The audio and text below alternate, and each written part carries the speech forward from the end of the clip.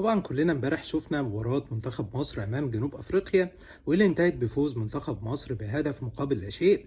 بالرغم من إن المنتخب فضل يلعب 45 دقيقة كاملة ب10 لاعبين فقط، ولكن بروح وعزيمة وإصرار قدر المنتخب المصري إنه يبقى معاه 6 نقط من ماتشين، ويتصدر المجموعة ويضمن كمان صدارة المجموعة، عشان نروح لمشوار أسهل بكتير من أي مشوار تاني كان ممكن ناخده لو كنا طلعنا مركز تاني أو حتى وصلنا لأحسن توالد. لما تيجي تبص كده على المباراة وأحداثها واحدة واحدة، هتلاقي إن كابتن حسام حسن كان بيلعب بطريقة لعب مختلفة عن المباراة اللي فاتت اللي هي كانت أمام زيمبابوي. كان بيلعب بطريقة لعب 3-4-3. كان حمدي فتحي أحيانا بيزيد في نص الملعب لما تكون الكرة مع منتخب مصر، أما لما منتخب مصر بيفقد الكرة أو بيكون في الحالة الدفاعية تلاقي حمدي فتحي نزل وسط قلبين الدفاع اللي كانوا رامي ربيعة وياسر إبراهيم.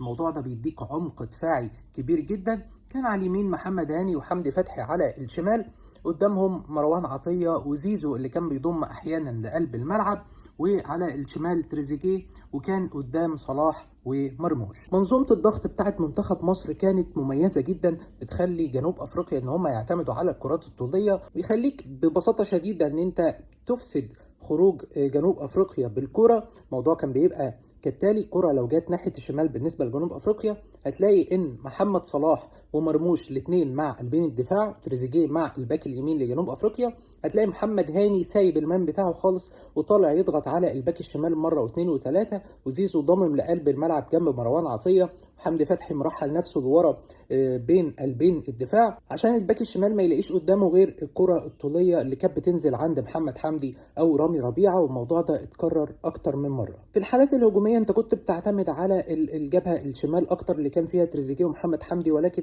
كان في يعني مش عايز اقول انانيه، ولكن تريزيجيه كان بيخلي الكره في رجله اكتر من اللازم. كان في كذا كره محمد حمدي يكون فاتح لتريزيجيه، ولكن تريزيجيه مصمم ان هو ياخد الكره ويجري بيها، ولحد دلوقتي انا مش فاهم ليه بصراحه. قدرت ان انت توصل لمرمى جنوب افريقيا اكتر من مره، وقدرت ان انت تهددهم بكره عرضيه من محمد هاني، ولكن للاسف محمد هاني ما عملش العرضيه بالطريقه المطلوبه. عملها يعني حته واحده كده كان المفروض يكون فيها لفه عشان تروح على بطن رجل محمد صلاح، ولكن لعبها مباشره قوي والكره تكون جامده واجمد من اللازم وتطلع بره. التهديد الثاني بالنسبه لمنتخب مصر كان فاول من مرموش، تنفيذ ولا احلى ولا اروع من مرموش. كان محتاج نفخه بس في الكوره من ناحيه العارضه. الكوره يعني خلاص انا وانا بتفرج عليها كذا مره كان فكرت ان هي هدف، ولكن للاسف بتطلع بره. منظومه ضغط منتخب مصر اتضربت مره واحده بس عن طريق محمد هاني وياسر ابراهيم، ودي المره اللي خد فيها محمد هاني الانذار الاول. وده طبيعي لان انت برضو بتلعب فرقه بحجم جنوب افريقيا ليها محللين اداء قاعدين في المدرجات وقاعدين في الدكه بيقولوا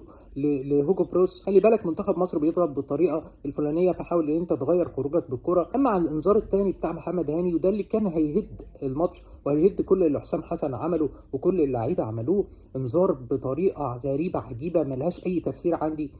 ومش عارف اقول ان هي برضه قله خبره، لان المفروض ان محمد هاني عنده خبرات كبيره جدا سواء كان مع منتخب مصر او مع النادي الاهلي في كاس العالم للانديه او في دوري ابطال افريقيا او في مختلف البطولات. دي حركه ما تطلعش ابدا من لعيب دولي، ان الكره تكون على الخط وخلاص الراجل ظهره للجون وظهره للملعب كله ووشه في الاوت، فخلاص انت بتطلعه للاوت. هو عمره ما هيعمل اي حاجه غير انه هينزل الكره للي في وشه، وغالبا كان الباك الشمال او حاجه يعني الكره قبل نص الملعب بحاجه بسيطه، فعمرها ما هتكون حاجه خطيره ان انت تاخد عليها انذار. انا مش بقولك ما تطردش او مش بقولك ما تعملش كده او مش بقولك العب بطريقه معينه، ولكن كل حاجه ليها وقتها. لو لعيب رايح انفراد على الجون في اخر دقيقه وانت خلاص ما فيش قدامك غير انك تعمل كده عشان تنقذ البطوله او تنقذ المباراه، فاعمل كده، مش هقولك لا.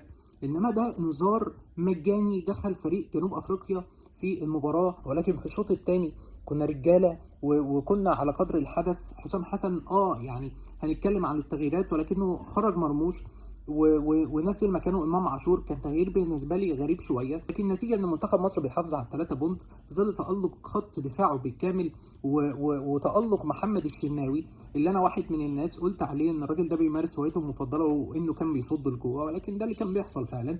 دلوقتي احنا لازم نرفع له قبعه، لازم نقول ان هو بالفعل كان من احسن لعيبه في المباراه، بل هو احسن لاعب في المباراه وخد جائزه احسن لاعب في المباراه. فمحمد الشناوي وخط الدفاع بالكامل وال10 لعيبه اللي كانوا موجودين الشوط الثاني كانوا على قلب رجل واحد، وقدروا ان هم يعدوا بالمباراه لبر الامان. مش مطلوب مننا اي حاجه خالص غير اننا ندعم المنتخب وندعم كابتن حسام حسن. وندعم اللعيبه اللي كانت رجاله بالفعل، واحنا شفنا منهم لعب رجولي. انا مش عايز اي حاجه من اي لعيب في الملعب غير انه يلعب بقلبه وروحه. النتيجه دي بتاعت ربنا طالما انت بتشتغل وبتتعب وبتعمل اللي عليك. مفيش مدرب في العالم ما عندوش افكار. كابتن حسام حسن عنده افكار بيحاول ان هو يطبقها مع اللعيبه، حتى لو الفكر محدود شويه، ولكن عنده افكار بيطبقها. نتيجتها بتكون ان انت دلوقتي اول مجموعه ومعاك 6 بونت في ظل ناس كتير بتلعب باداء مش احسن حاجه. اولهم المغرب امبارح بيتعادل مع مالي 1-1 على ارضه وسط جمهوره.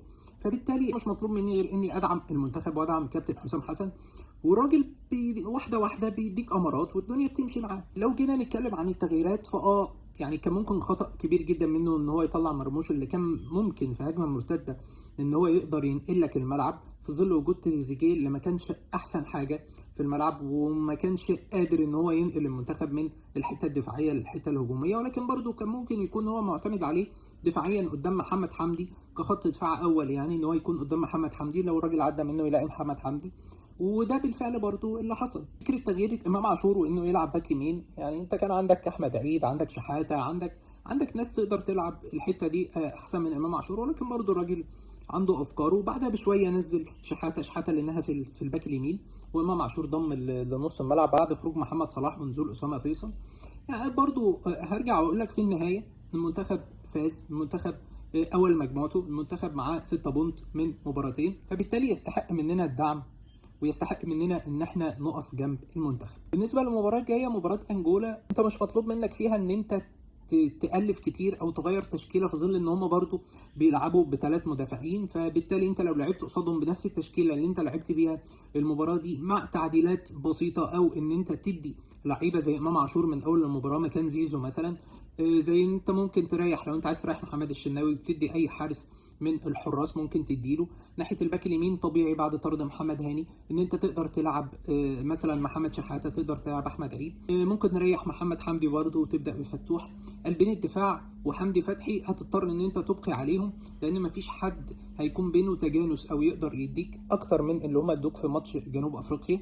ممكن بقى بين الشوطين او ممكن بعد كده تريح مثلا واحد منهم او 2 منهم. نص الملعب ممكن برضو تشيل مروان عطيه وتدي لمهند لاشين، بحيث ان مروان عطيه معاه انذار، ف الله اعلم انت بتطلع الدور الثاني بانذاراتك ولا لا، فممكن برضو تدي مهند لاشين. ممكن برضو في ناحيه الهاف الشمال ما تبداش بتريزيجيه وتبدا بابراهيم عادل، مع الابقاء على صلاح ومرموش في الخط الامامي. هيبقى كده انت بتلعب يعني بالقوام الاساسي، ولكن هتطعم ب3 أو 4 تغييرات في التشكيل كله. وفي نفس الوقت انت مش محتاج قوي نقاط المباراه، ولكن محتاج ان انت تدخل اللعيبه في جو المباراه. بالتوفيق ان شاء الله لمنتخب مصر وكتيبه حسام حسن في المباريات القادمه، وان شاء الله الجاي احسن واحسن لمنتخب مصر.